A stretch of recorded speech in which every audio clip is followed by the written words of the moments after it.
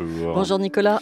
Il y a un an tout juste, l'Allemagne mettait en place un salaire minimum, 8,50 € de l'heure. C'était un des derniers pays européens à le faire. Le bilan, un an plus tard. Eh bien en Allemagne, ce débat sur le Mindestlohn semble désormais clos. Il y a même des politiques pour demander déjà son augmentation un an à peine après sa mise en œuvre. Pourtant, cette affaire gratte encore un peu puisqu'en ce moment même, on discute sur le bien fondé d'accorder tout de suite ce SMIC allemand aux réfugiés qui travaillent ou bien s'il vaut mieux attendre 18 mois à 2 ans. Généreuse l'Allemagne, oui, mais quand il s'agit d'argent, là, il ne faut pas pousser.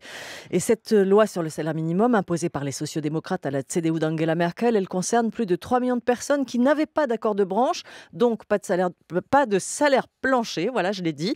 Mais cette loi qui donne aux Allemands, aujourd'hui encore, l'impression que l'État s'immisce à tort dans le porte-monnaie de leurs entreprises est encore un peu restreinte. Un salaire minimum installé, pas encore totalement généralisé. Oui, les jeunes en dessous de 18 ans ou en cours de formation, comme les stagiaires et les apprentis, ainsi que les chômeurs longue durée, en sont exclus, tout comme les livreurs de journaux, par exemple. Les mini-jobs à 450 € par mois ne sont pas concernés non plus par ce salaire minimum, mais leur tarif frôle maintenant le tarif du SMIC sans offrir la même couverture sociale. Alors du coup, ces mini-jobs ils sont devenus moins intéressants. Il y en avait 7 millions, leur nombre est en recul. Au minimum 500 000 ont été transformés, donc moins de précarité, fini les salaires à 5 ou 6 € de l'heure, voire moins, qui faisaient le bonheur du commerce de détail. Enfin, certains secteurs ont obtenu des dérogations jusqu'en 2017 à condition de négocier des accords progressifs.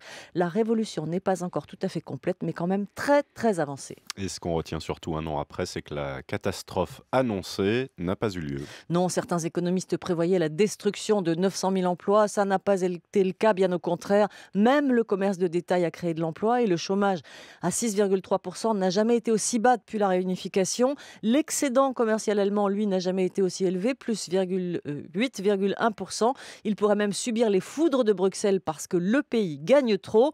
Les prix, ils ne se sont pas envolés non plus, comme on l'avait prédit, sauf peut-être un peu chez les coiffeurs et les marchands de journaux.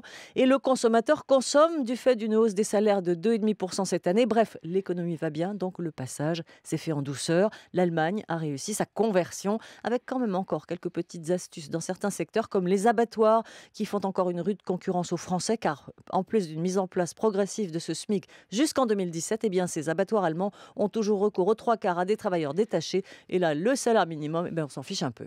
Lise Joly, merci beaucoup.